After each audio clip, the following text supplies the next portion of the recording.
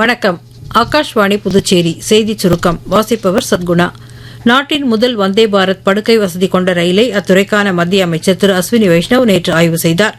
இந்த ரயில் இரவு நேர மற்றும் நீண்ட தூர பயணங்களுக்காக வடிவமைக்கப்பட்டுள்ளது என்று கூறிய அவர், வேகமான பயணம், சிறந்த வசதி மற்றும் நவீன பாதுகாப்பு அமைப்புகளை உறுதி செய்வதாகவும் கூறினார்.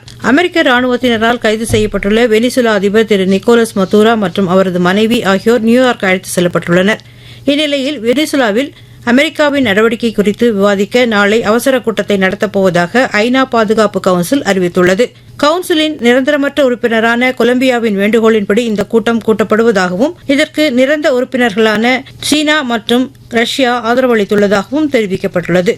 இதற்கிடையில் துணை அதிபர் டெல்சி ரோட்ரிக்ஸை வெனிசுலாவின் தற்காலிக அதிபராக அந்நாட்டு உச்சநீதிமன்றம் நியமித்துள்ளது. பொங்கல் திருநாளை முன்னிட்டு சென்னை உள்ளிட்ட முக்கிய நகரங்களிலிருந்து 20 வழித்தடங்களில் 34 சிறப்பு ரயில்களை இயக்க உள்ளதாக தெற்கு ரயில்வே அறிவித்துள்ளது. இதற்கான முன்பதிவு இன்று காலை முதல் தொடங்கியது. இந்த சிறப்பு ரயில்கள் வரும் 11ஆம் தேதி முதல் இயக்கப்பட உள்ளன. ஆப்கானிஸ்தானில் நேற்று நள்ளிரவு 4.2 ரிக்டர் அளவிலான நிலநடுக்கம் பதிவாகியுள்ளது.